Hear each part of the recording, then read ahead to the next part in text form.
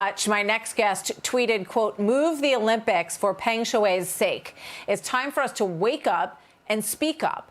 All the gold medals in the world aren't worth selling your morals, values, and your principles." Boston Celtics center Enes Kanter joins me now. Enes, thank you very much. It's great to have you with us today. And you've shown so much courage in speaking out about this. And I loved how in the piece that you wrote in the Wall Street Journal, you cited what's possible when athletes speak out, citing Bill Russell stood up against racial injustice, Muhammad Ali against the Vietnam War, Arthur Ashe against apartheid in South Africa. Why do you think, do you feel like you're alone when you're, putting all of these things on your sneakers and protesting China? I mean, someone had to do it. You see there's so many athletes, so many actors, so many singers and rappers out there. They're scared. They're scared to say a word because they care too much about their money. They care too much about their endorsement deals. They care too much about what the teams that they play for are going to say. But, they should know one thing. It should be morals and principles over money. It shouldn't be the opposite way, because people's lives depends on this, and it's so important, especially athletes, because there are so many young generation out there are watching us and idolizing us. So if we don't stand up against these dictatorships, who will? So to me, it was really important, and I do feel alone, yes, because so many people out there are scared to say a word because they care too much about the business side of it. But to me, human rights are way more important than everything you can offer me. Well, good for you're setting such an important example, and I want to play a soundbite from the IOC Vice President John Coates, who seems to have trouble with this issue. He says we can't do anything about what's going on in China. I mean, we're the International Olympic Committee. Go ahead, watch this. Oh, this is a full screen quote. Sorry. "We have no ability to go into a country and tell them what to do. All we can do is award the Olympics to a country under conditions set out in the host contract." What would you say to him about what he should do about this? I mean, first of all, the Chinese Communist Party does not represent the Olympic values of excellence, of respect, of friendship, and they are a brutal dictatorship, and they engage in censorship, they threaten the freedoms, and they don't respect human rights, and they hide the truth. And while we're speaking right now, Martha, there is a genocide happening.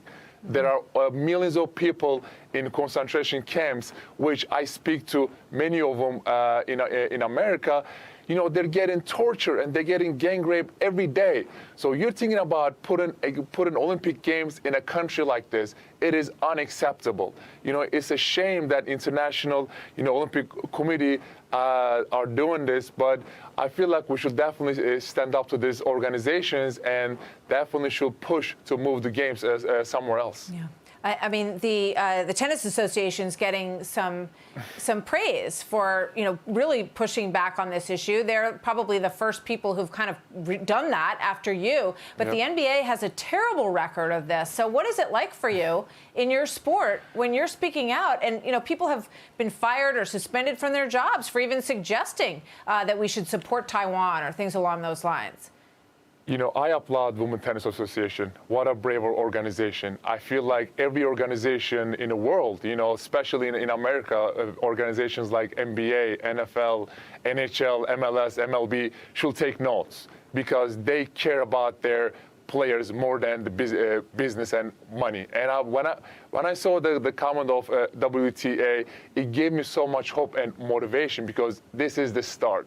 This is the start when people start waking up. But I think, the one important thing is listen, people's life, athletes' life is way more important than business side of it. So I feel like we should definitely hold these organizations accountable, especially when they call themselves as social justice organizations. But if it affects their money, if it affects their pocket and their business, they are telling us to remain silent. But I feel like we have a huge platform and we need to use this platform. Well, there are a lot of questions about this video that Peng Shuai put out and whether or not she is okay. But one thing we know is that she's an incredibly courageous young woman because what she did, speaking out, was very, very, very risky in China, that she's calling out this man who had served in the government in high levels. So we're going to watch this. Thank you very much for what you do and for putting this front and center. He wears sneakers that say Xi is a control freak and other stuff on the side. We've seen a lot on the basketball courts and people speaking their minds about things, but it's pretty refreshing to see that you're so willing to take such a strong stand on this. Thank you so much, Enes. Great to talk to you. Hope you'll come back soon. Thank you, Marta. You bet. Thank you.